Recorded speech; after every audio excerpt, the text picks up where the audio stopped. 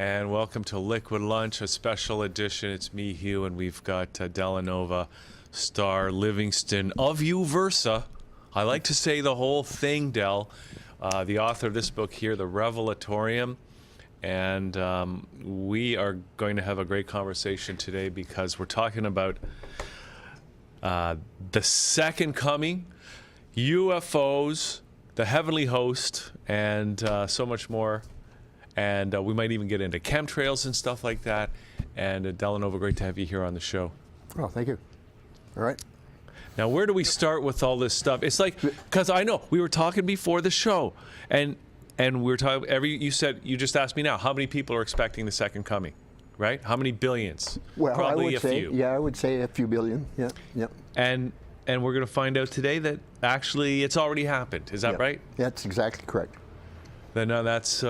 That may come as news to some people, but let's get into the details because you got some images here that we're going to talk about. But how do you want to start this conversation? Well, I was going to go another way, but I'll go this way. My plug into this kind of stuff started in the very, very early 70s, 71. Yeah. I attended a lecture that was been given by somebody about UFOs. And he tended to seem to know what he was talking about. So I went again to another lecture he was given in January of 1971. This was in Vancouver.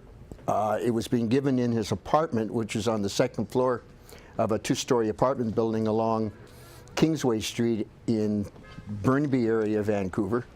There was a coffee break, and three of us ended out on the back porch off the kitchen. One was an 18-year-old girl from Colombia.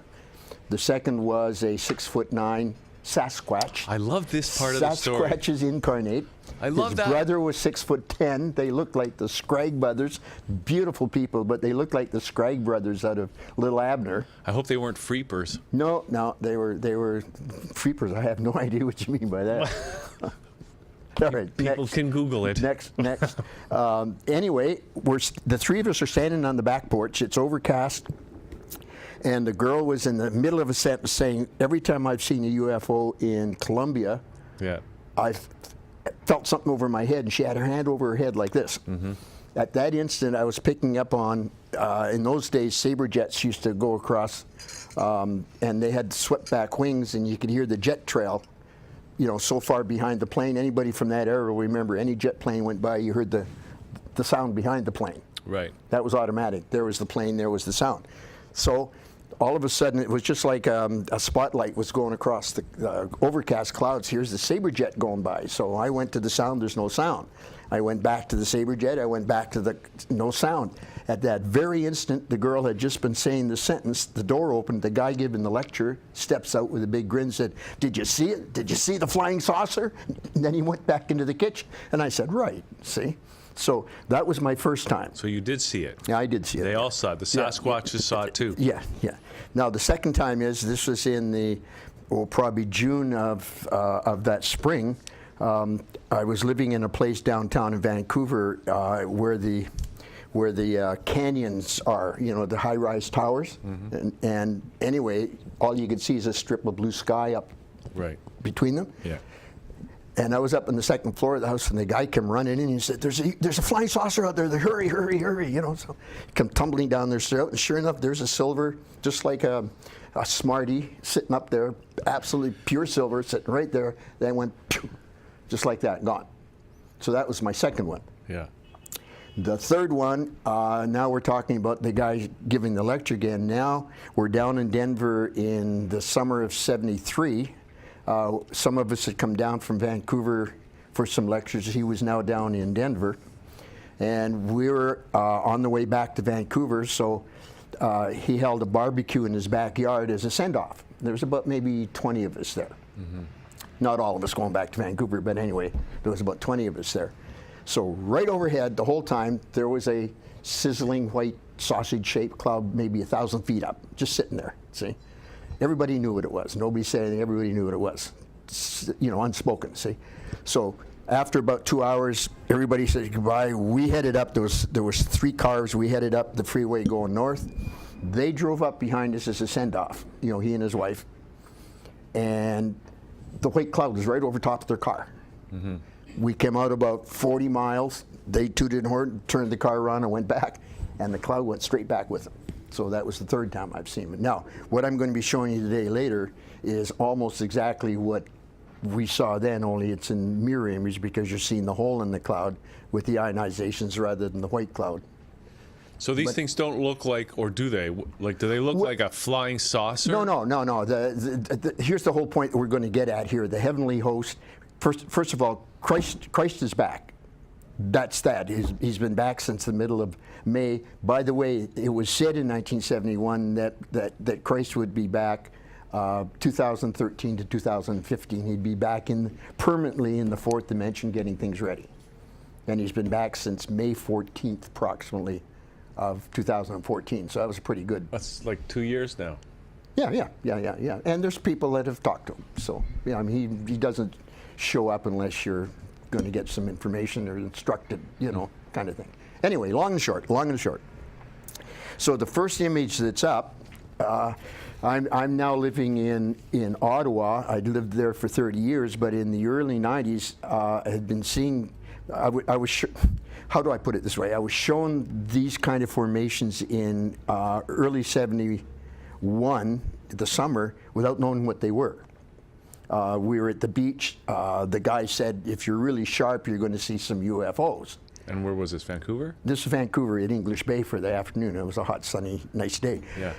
All the way up to Georgia Strait, these lines were all over the place. I saw those lines. I just never said anything and never connected that that's what was in behind. And he never said anything because nobody was sharp enough to pick up on it. See? Right. But in the early 90s, all of a sudden, there's the message. Those are radionic ships of light, they're called radionic because they're magnetic, but they don't have a north and south pole. Can we look at a picture now? Yeah, you can show us what this looks like one. here?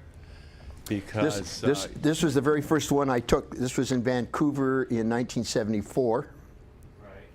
And as you can see, the lines are, everybody looks at that and says, them's chemtrails. And I answer, like John Panette, the comedian, I say nay, nay. If you bring up number 2, you'll see the difference. So those aren't chemtrails? No, they're not chemtrails. Those are not chemtrails? No, I say nay, nay. What Go to the next number 2. Bring up number 2. There, those are chemtrails. Those are chemtrails. Now, the key to this is that, first of all, those are not feathery like peacock tail feathers. Yeah. All right, we'll go back to the other one in a minute. And they meet at the horizon. Those lines will all meet at the horizon by parallax. That's the way. Not chemtrails, the other one. The chemtrails will meet at the horizon by parallax. They're starting from the point of the horizon and they're ending at the point of the horizon. You know what parallax is? A pair of train tracks will meet at the horizon together. Like a point. Yeah, at a point. Well, those will meet at the horizon at the point of parallax. Chemtrails will. Chemtrails will, yeah. Now, if you go back to number 1 again, there's 2 things that are distinctively different than chemtrails. Those are feathery ionizations, like peacock feathers. Yeah. And the point of intersection is about 10 to 15 degrees off the horizon. I see. That's the key. Now, what you're looking at is there's the radionic fleet, the heavenly host that's accompanying the return of Christ, is outside. There's millions of them. They're outside the fleet's outside the orbit of Pluto. The 4 big motherships of the fleet are called the 4 horsemen of the apocalypse, which is what that's all about. But these things will teleport in on a daily basis all over the planet. And when they come in, they teleport into Earth's 5th dimension, and they set up a radionic field. Yeah. All right. And if there is a cloud vapor present, as they move through, the magnetic lines will reflect into the ionizations, and you get that feathery effect. Like, they can be up there for days on end, and you don't see anything because there's no ionized water vapor going through. I see. It's the same thing as you got a bar magnet, and you throw filings over a glass, put it over top. Well, the filings will take on the shape of the magnetic field. Yeah. But if there's no filings, you don't see anything, even though the field's still there. Well, this is the same thing. If there's no ionized water vapor passing through, you don't see anything. It's only when so they reflect. A couple hours later, they'd be gone. The next day, they can sit up their days on end sometimes. The same place, they won't move. And then you'll see them again. Then you won't. Then you will, and you won't. There was one in Paris that sat up there for almost 2 months. Paris, Ontario? Paris, Ontario, which is about 15 kilometers east of Brantford, Ontario, or west of Brantford, Ontario. You didn't see them all the time. You see them today, 2 days later, you see them again, a week later, you see them again. Anyway, it was 2 months. Same two places, the negative and the positive. That's all I got to get into. The contrails, people, can you show three? Contrails or chemtrails? Well, now that's a contrail. Right. And people that are shown chemtrails will say, oh, them's contrails. And then you say, I say, nay, nay. The difference between a chemtrail is that the chemtrail will often fade out at the back. You'll see them fade out just behind. I thought that was a contrail. No, the contrails are the ones that don't fade out and expand slowly over time. I thought those were the chemtrails. What am I talking about? Chemtrails stay put and get wider and wider and wider over time. That's what I thought. All right, now contrails will fade out behind the plane sometime. Yeah, they fade out. Yeah, and they're also quite a bit thinner. Yeah. So that's the difference between chemtrails and contrails. Yeah. They are both completely different than radionic trails because they're wide and feathery, and they meet 10, 15 degrees above the horizon. And what you're saying is that these, whatever you're calling them, There's 25 more of these images to come up, so we're not basing this whole argument on just this one. we're going to see some more. But you're saying these are ships. The ones that aren't chemtrails, they're not contrails, are actually... Yeah, there's a magnetic radionic ship of light, fifth dimension, sitting there with a magnetic field. And the way they work is that one will set up a positive magnetic pole. Yeah. There'll be another 180 degrees in the opposite direction. Mm-hmm. If you turn your head and look the other way, you'll see the opposite, which is a negative pole. Mm-hmm. And the mothership, which they're called local motherships. They're not like the vast ships of the fleet. They're this big, you know. Yeah. They're sitting overhead, suspended in the... But they don't look like flying saucers, no, right? No. Probably most people aren't going to recognize. Well, here's the thing. If one of these scout ships, if you're ready to see them, they will let you see them by dropping their frequency. But you can have 5 people standing beside you, and they won't see it. Yeah. You'll see it. You'll be shown it, and it'll only be very brief. Because they're from a different dimension. Well, they're from a different dimension, and the reason you're shown is because you have now accepted the reality of them enough that they're showing it to confirm your belief.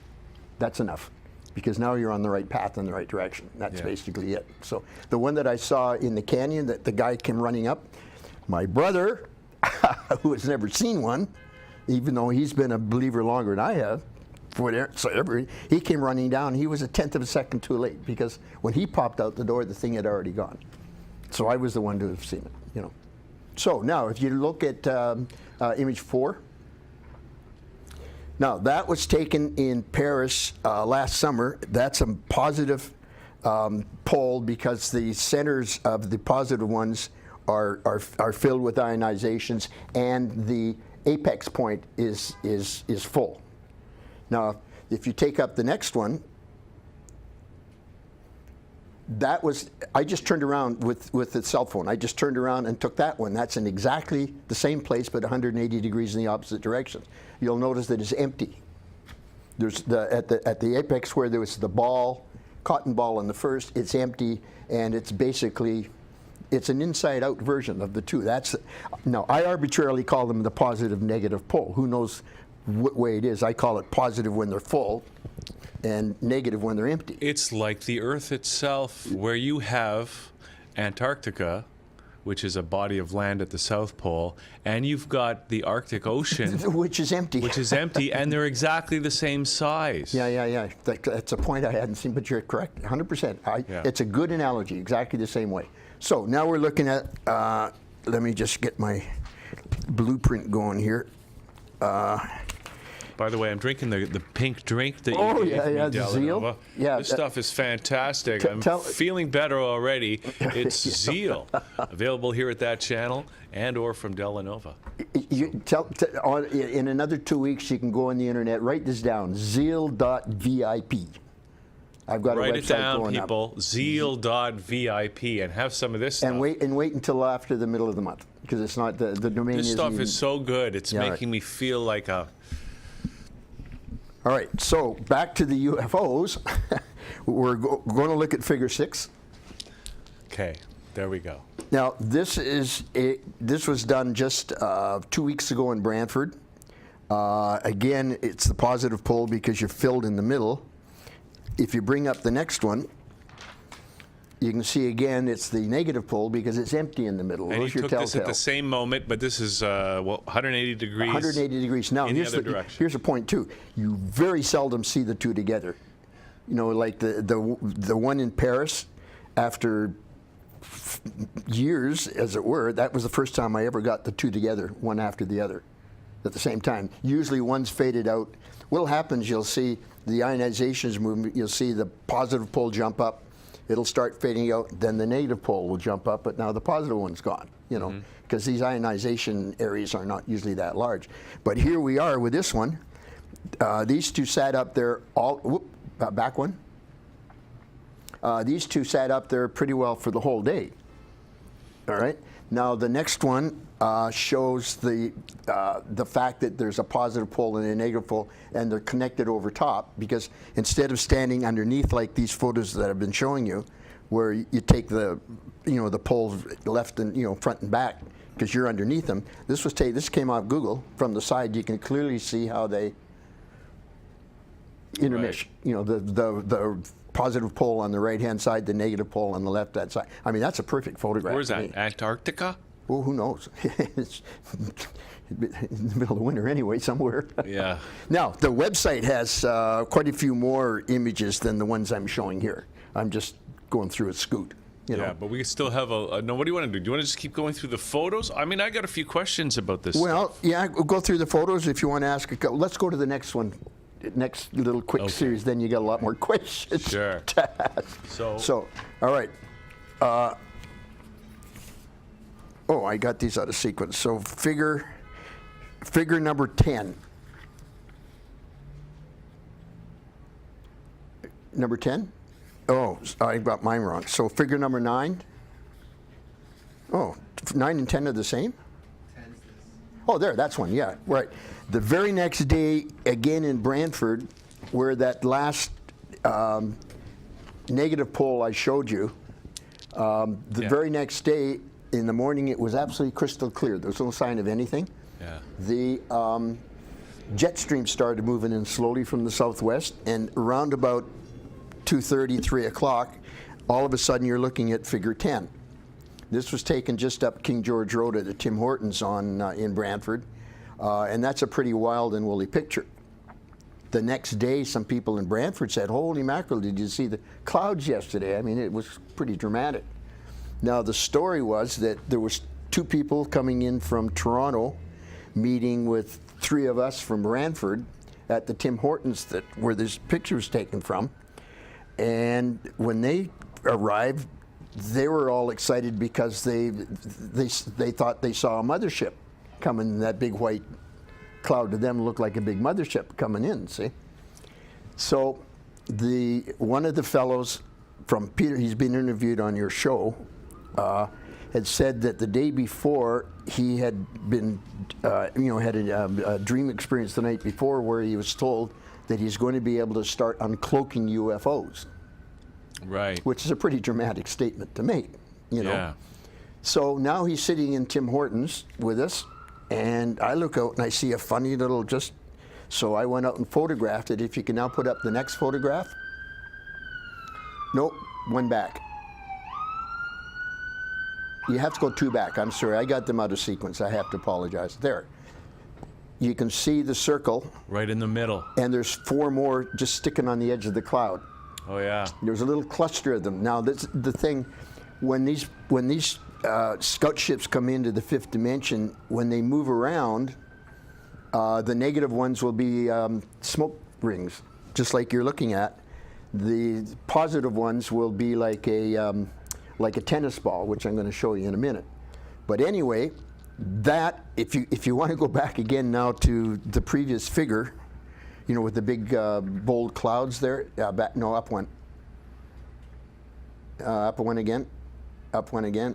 Up one again. Sorry, keep going. No, you're going in the wrong direction. There, that one. If you look at the top of the flagpole, or the light standard, yeah, and you come straight across to where the opening meets the edge of the cloud, you can't see it on this, but that's where they were just tucked right into that, at the edge of the cloud there. Now, was he able to decloak that day? In all these years, I have never seen little tiny smoke rings before, ever. And So here I they am were looking at decloaked. him. He decloaked them. Yeah, They he were didn't know- decloaked. They were decloaked. I don't think he obviously hadn't done it consciously, but he said, I was shown last night. He didn't know about this. I didn't show him this until the week later. This photograph, you had to blow it up to find them, and I didn't blow them up because he had said it. I blew them up because I said, there's something funny going on there. What was this? And I found them. And he had said, a week later, he said, I was told the day before he had come from Peterborough to Brantford to meet that he's able now to start decloaking UFOs. And I thought, that's got to be pretty amazing, So anyway, now we're looking at figure number 11. There. The positive poles, when they're moving around, see, when they stop is when they have time. It takes an hour or two for the magnetic fields to start radiating outward, the radionnic effect. But when they're moving around, you see them as little tennis balls. Now, those look like UFOs. Yeah, well, everybody's. I've seen those. I've seen myself quietly moving from one cloud to another, just discreetly floating through. See, now if you go to the next image, this came off Google. You'll see over in the right-hand side in the middle some cotton balls. Now those are positive, so on. And I went looking because now I'm looking. If you go to the next one, which is where this came from, that's a positive. It's exactly the same as the one we saw in Brantford, only it's on the positive side. And this came off Google. And that's a very, very large thing. So I figure whoever took the photograph did some cutting and pasting over where those balls are. I don't think he knew what he was trying to make sense out of what he was looking at. Right. So I just want to say, because we're talking about the second coming, you've mentioned already that Christ Michael arrived back in 2014, and that this correlates with what it says in Revelation, in the Bible. Revelation says it as clearly as you want to get it. It says in chapter 1, verse 7, when he returns, he cometh with clouds. Yeah. All right. I mentioned to you earlier, the Cosmic Circle of Fellowship wrote a small piece called The New Revelations that they published in 1954, and it said the same thing, only it said when he cometh, there will be phenomenon in the sky. Well, this is the phenomenon. This used to be called glory in the old days, the old biblical days. There was glory in the sky. Yeah. Well, I mean, what you see here is this little picture is fine. But if you're standing there and you're looking at one of these things are just like jaw-dropping because they go way out in these big feathery things, way overhead, way off to each side. Yeah. And they're huge. I've tried 100 different ways with a cell phone the cell phone camera is so small that when you move just in a slight bit, they go out of alignment. So I can get the top part to align, but the bottom part doesn't, and so on. So these are the real UFOs, or the real aliens, UFOs. or the real beings from other dimensions. And because you say they're from all over creation. The heavenly host is a voluntary operation from all over creation, and they're not just here because whoopee-doo, Earth is now ready to join the community. Well, that's basically true too. But the thing to remember is planet Earth it's not like a dry evolution that starts in the oceans and now it's reached a point where it's reached an intelligence level that it can join higher advanced. There's nobody on Earth that isn't from somewhere else to start with. Right. All right. The root race of Earth at the time was the Adamic. The Asian root race across the board is what's called the Adamics root race. There are 12 root races. And 250 million years ago is when the fifth dimensional root race program started. The Adamics were the last of the 12th root race, and while the revolution is going on the planet, the main body of them are in the sun, and they come over in contingents of 10,000 each, 10 billion each. From the sun? From the sun, yeah, and they remain within Earth's fifth dimension. Isn't it undergoing their evolution? But 3.5 million years ago, The Adamics, by misadventure through Luciferian intervention, fell into the third dimension, which is where they've been ever since. Right. So the fifth dimension is the bottom line of creation, so an evolution in the third dimension at all is very, very, very anomalous. And only because the Luciferian rebellion effect, which started 5 billion years ago and has now been ended and is now being cleaned up, that's what Armageddon is all about. That's what a good part of all this is going on is all about. That whole corruption from creation is being cleaned away. Now, again, it's only 1,000 galaxies that were ever affected, and the outer creation right now is 900 trillion light years across. Right. So it's irritating enough, but it wasn't a very big part. Okay? Like people that say God and Lucifer were brothers and they're having a big fight and who's going to win don't really get the picture, because we're talking about 900 trillion light years and how many countless trillions of galaxies are in that versus 1,000 galaxies. This local universe, which is the only area in all of that ever got any effect from this rebellion. All right? Now, Jesus 2,000 years ago set in motion all of the stuff that's coming up now. Jesus was an incarnation of a Christ bestowal event by Christ Michael of Nebadon, who is the creator, son, daughter of this local universe of 1,000 galaxies. They build it. So that's the whole idea of the Son of God, blah, blah, blah, creator, son, daughter, da, da, da, da, da. And when I say that Christ Michael of Salvington has returned, because Jesus was the incarnation 2,000 years ago, so it's not Jesus that has returned like all the Christian people think is going to happen. It's Christ Michael, who was Jesus 2,000 years ago, only in his whole form this time, not just an incarnated. So what's Salvington? That's Salvington. That was my mistake. Salvington is the headquarters of this galaxy. Nebadon is in this galaxy, but it's the headquarters of the whole local universe. So that was an error I made. Well, I'm glad we cleared that one up. So now we're going to, if you want, we're going to go through some, because these things are showing all over the planet all the time. Are we going to see some more now? Yeah. Okay. Yeah, let's see the. So if you bring up number 14, there. Now that was on my way to an interview here with you last fall, and I stopped, grabbed a coffee. It looks. Yeah. Well, the only reason I brought this one in to point out is you can see how there's nothing on the right-hand side at the bottom. That's because the dry air is moving in and evaporating the ionized vapor. So 20 minutes from now, or 30 minutes from now, that'll all be gone. If I'd seen this 10, 20 minutes earlier, the bottom would all been filled in with ionizations too. That's why I say they come. Sometimes they can come and go inside of 20 minutes. Sometimes they'll stay up there for hours. It depends on how much ionization. But they're not going to land, right? No, they're not landing. They're up in the fifth dimension. Yeah, that's why they. Yeah. But what are they doing here?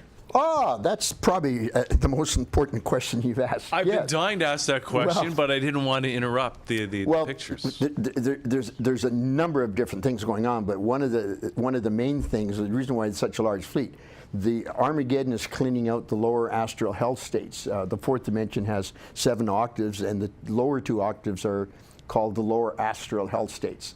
Yeah. This is where all of the negative conditions of the planet have mired over the millions of years into a black content. Ever since the Adamic race went into the third dimension, shit's been happening, is the best way to put it. So that's all now collectively into the lower 2 octaves. They're called the lower astral health states, and they're filled with black morass. It's called Stygian deep of negative N plus static. It's called. Is that like N plus static? Is that related to the black goo? Well, that's what black goo is. It's native N plus static. I was telling a friend on the way here that once your consciousness reaches a certain point, you might see at night, you'll see a big black gob of like tar starting to come out of your mouth, and you'll start to try and pull it out and so on, and you'll eventually get it, except a tiny hair tether. You can't bite it, break it off, whatever. But that's negative N plus static that your higher consciousness is put together to expel from your auric field. And you can do that also. They'll bring some in from around you to expel too. But that's called frogs will leap out of the throat of the beast. That's what that meant, this black gobs of tar. So these gobs you're talking about. No, I thought there were two kinds of black goo. There was like native Earth black goo, and then there was like alien black goo. Well, it's roughly the same, just probably different frequencies, but they're basically still the same thing. The negative N plus static is the after effects of consciousness not working properly with creative laws, because the Luciferians took everything in reverse. You know, what the Luciferians tried to do was to set up a universe of their own making that was freed from the obligation to serve the creators for creation. Mm-hmm. You know, the proper Christ action, and they did it by reversing the way that the energy lines usually work. Now, in terms of man's consciousness, when your consciousness isn't working in harmony, so on, then you have what's generated in your fourth dimension is called a N plus static. Mm-hmm. Now that's, you know, the lower astral health states are filled with that.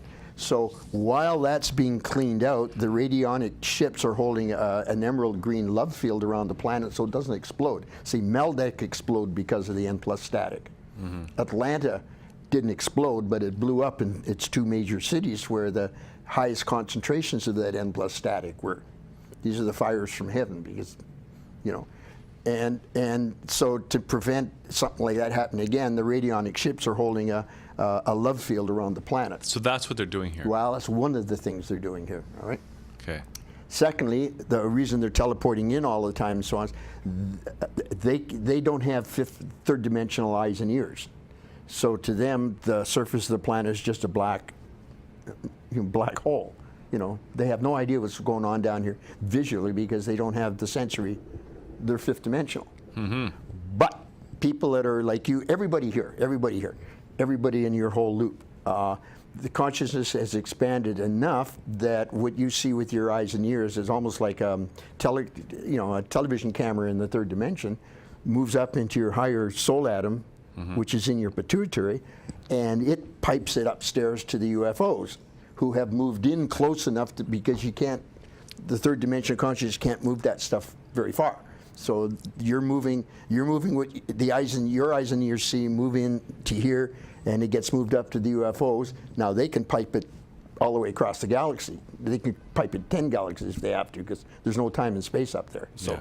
But once it gets up here, so that's how they see what's going on down on the third dimension through the eyes and ears of everybody. So they're kind of reading our sensory experience and interpreting it, and able to rebroadcast. That's or whatever. The second thing that's going on. Okay. All right. Yeah. The third thing that's going on is that this whole Armageddon and the projects that are going on, which the revelatory talking about, are all taking place through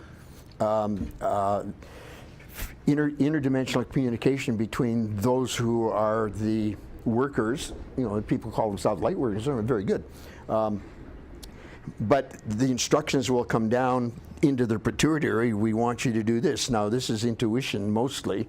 You don't say, "I want you to go to Tim Hortons across the street," but you'll suddenly, out of the clear blue sky, have a big urge to go over to Tim Hortons, and you'll meet somebody over there you've never met before, but you have a really good conversation for 5 minutes.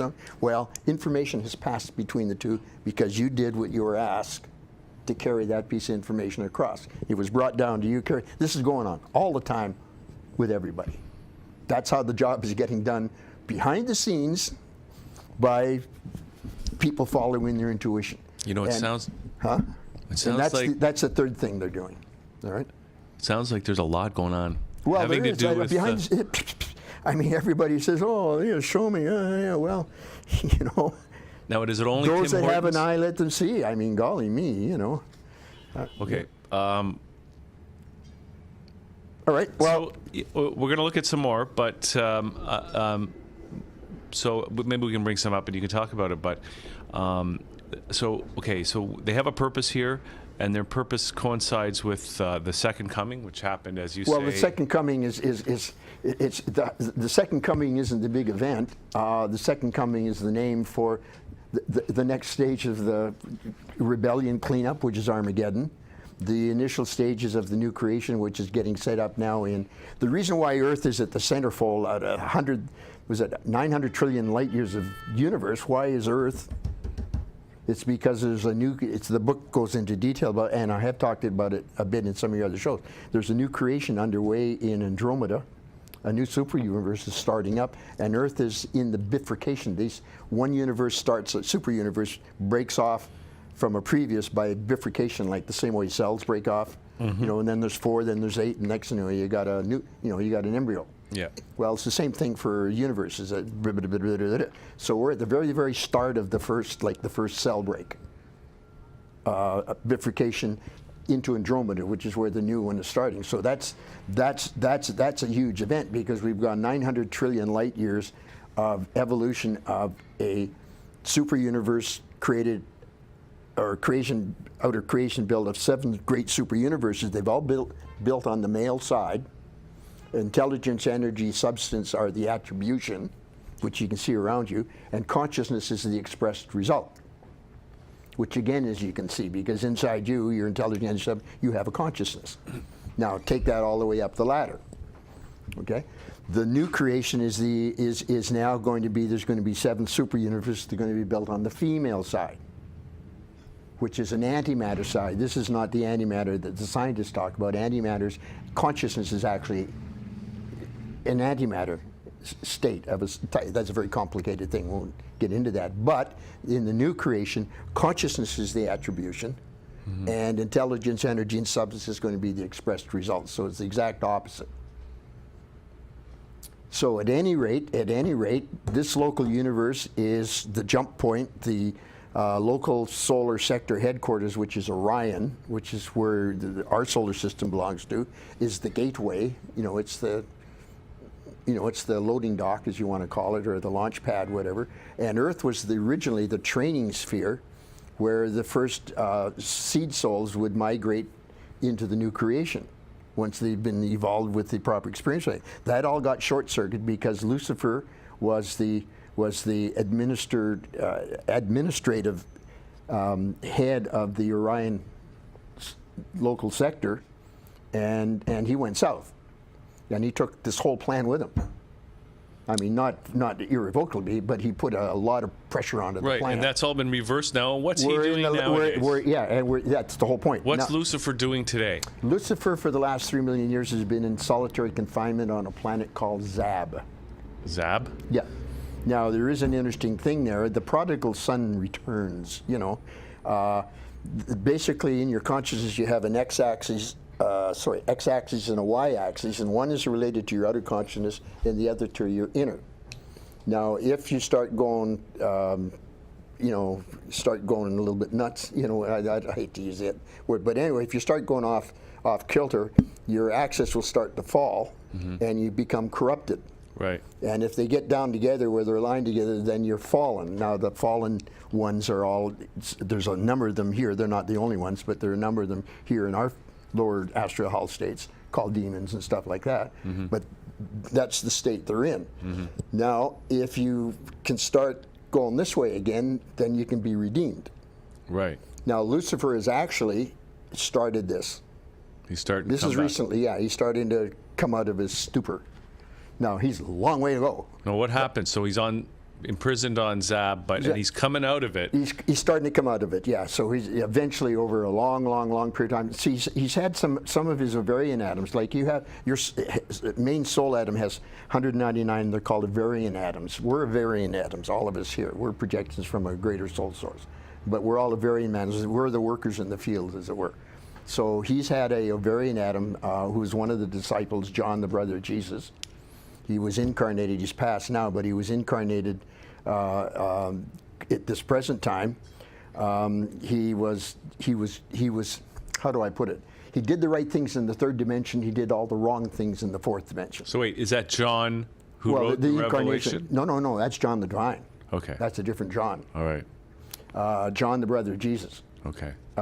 Was a sort of.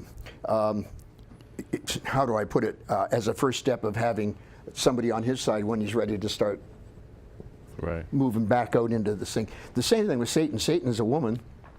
Satan was under Lucifer's command, but she was an ambassador.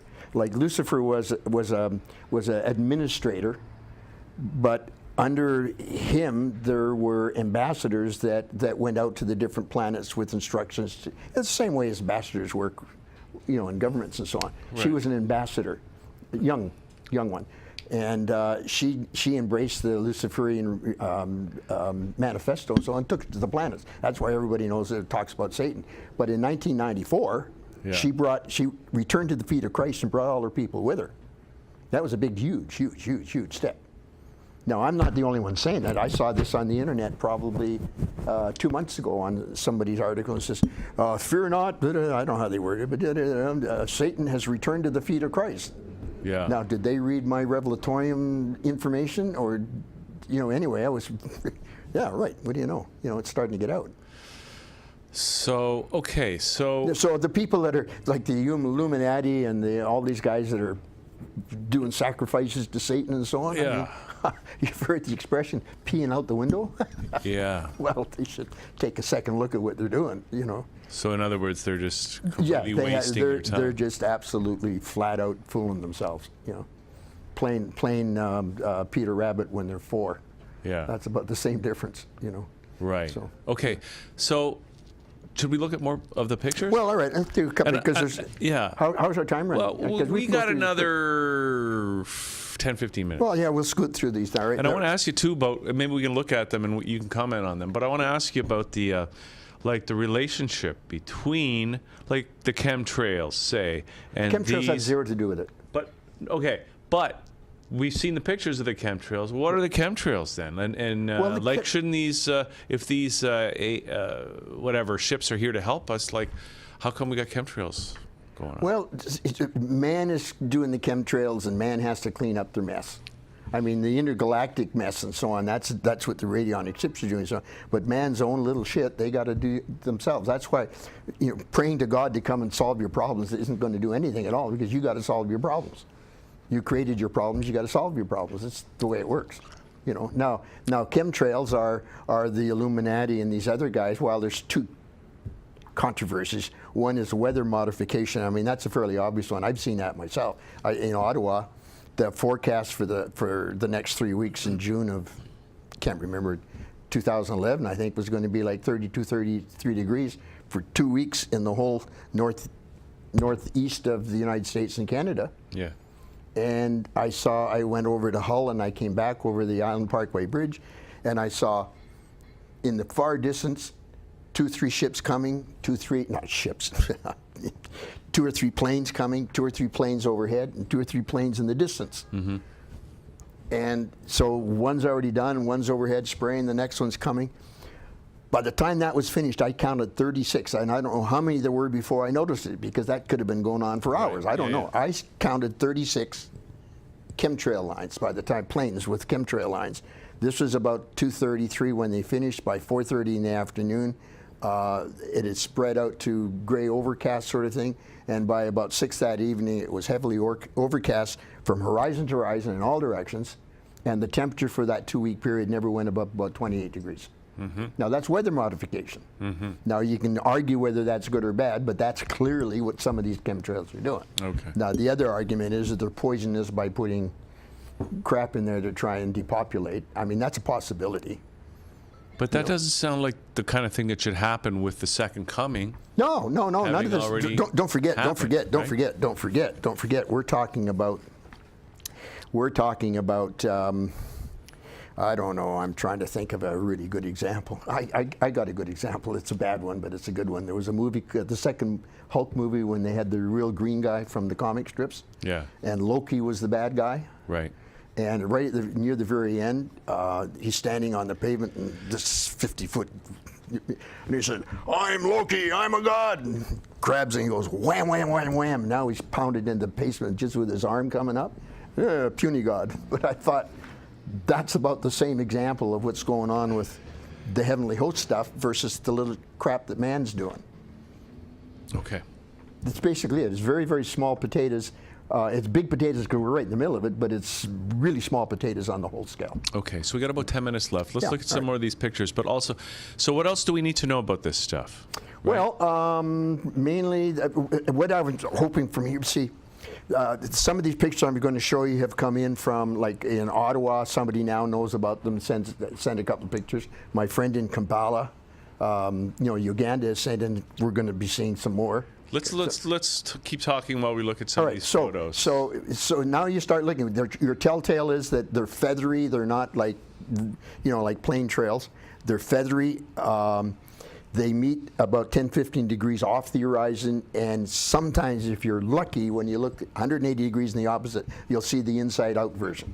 One will be full of ionization in the middle, the other will be empty. Yeah, and we've seen some of those. And if you can do a photograph of them, send it to me. So this one's from Kampala, Uganda. This one is right from downtown Kampala, again from my friend in Uganda.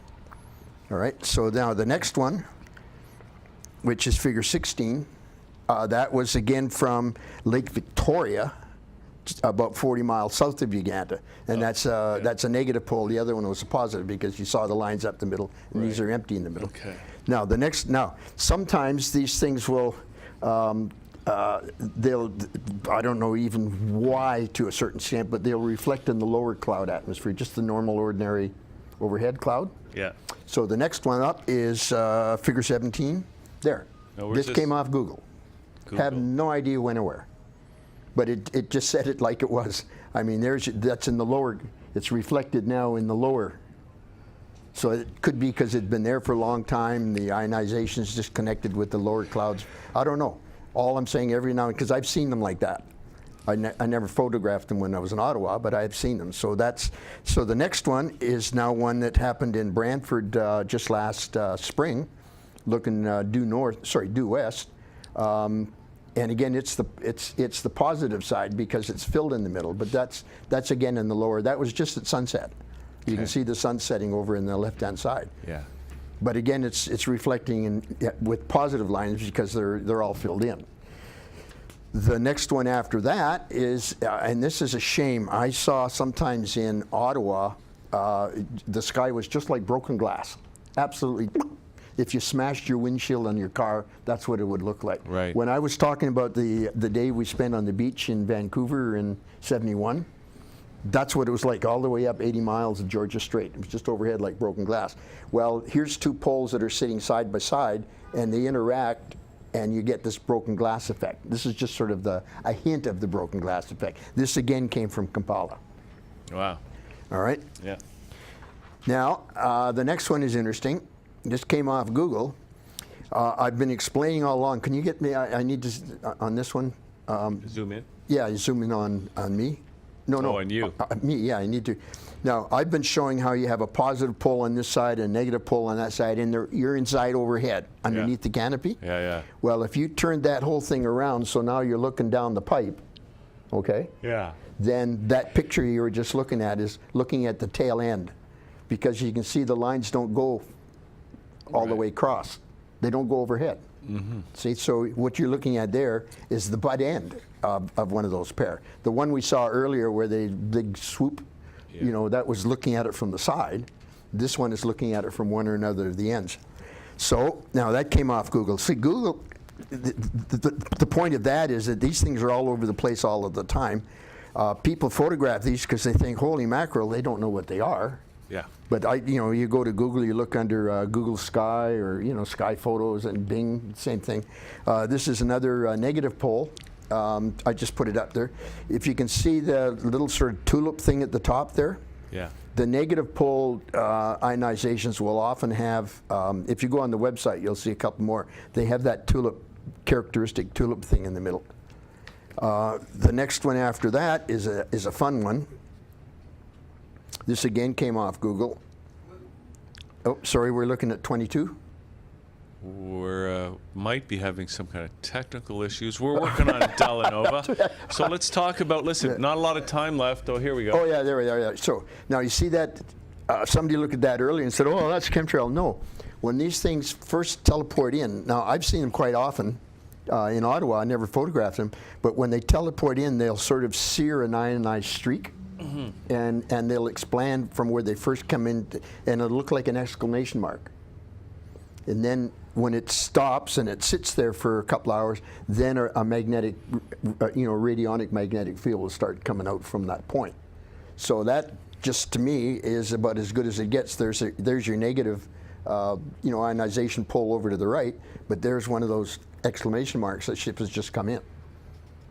Okay. Now, a couple hours from now, wherever that was, there would be two of these things doing a crisscross.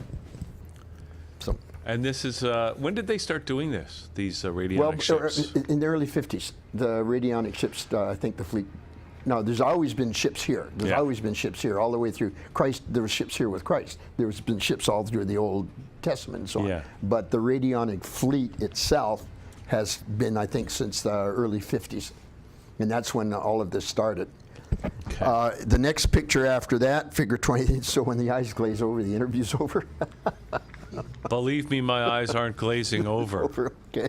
That was, now see again, people filming a movie or a TV and so on, it can be in the background. They don't see it because they're focused on the actor. But this was taken right out of Desperation by Stephen King in 2006. It was it was just like one flash, but there it was.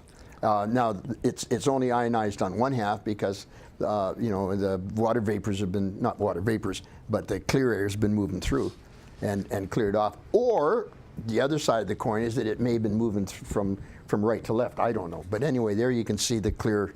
Okay. All right, so the next one after that, this is where it gets to be fun. Local motherships will also sometimes be present without the anchor ships. Okay? Yeah. And their radionic field is different because they're almost like an eyelash because they're uniformly around the cigar shape rather than coming from a focal point because the scout ships are just a little dot. Okay. Okay. So that's These a are mothership. long cigar-shaped things, so you see the lines coming up along the length. This was done in Ottawa in '95. The next one is done in Brantford in the summer of 2014. Now the ionizations are starting to melt away from the bottom because by the time I spotted it, it had already started moving in. Half an hour later, that would be completely gone. But that was another mothership. That was another mothership because it's the eyelash effect. See what I mean? The difference between the feathery ionizations and the eyelash effect. Right. All right, so we're almost to the end. Now this next one was done in Paris, not this summer, but the summer before, sitting outside a backyard having a hot dog barbecue. And the sun was just in the last stages of setting, and there it was in the clouds as clear as a bell. See, again, it's the eyelash effect. And then this final one, now as I say, there's quite a few more of this stuff on the website, but this came off Google, and again, it's the eyelash effect. This is pretty dramatic. I don't know where, I have no idea when and where, but anyway, there it is. And then the final one, which is the fun one. Whoa, that looks like a flying saucer. Now take a look at the eyelash ionizations all the way around. You can see where they're already going off around the edge, and they'll be on the other side too. Now, scientists call that a fall hole effect or something. They claim that ice crystals up above the clouds have fallen down through, creating that effect while the ionizations, the eyelash all the way around 360 degrees. Wow, okay, so there is some great photographic evidence. Now, the one final thing to say. Yes. When I talked earlier about the ionized cloud sitting overhead in Denver up about 1,000 feet, it was exactly like that, except it was all white instead of clear with the ionizations in the middle. It was the opposite. That was a negative one. I see. The one we had overhead was a positive one. Okay. So what are we to do with this information, Delanova? Christ has returned 2 years ago. We've got the love in your radionic heart. ships. If you see one, send a love blast upstairs. I mean, golly, let them know you know. And that's it. And then we don't have to worry. Well, Right? no. The chips will fall how they may. Who knows? You might suddenly start. I'm not the one to predict what's going to happen because the expression is to what you can bear. Everybody will have some different experience. The fact is that they're there now. You don't have to wonder now when's the second coming. You don't have to get on your knees and writhe your hands and misery and so on. All right. This is all done by love. Don't forget the single most powerful force in all of creation, because it was set up in the original unification between the mother and father, was a love field.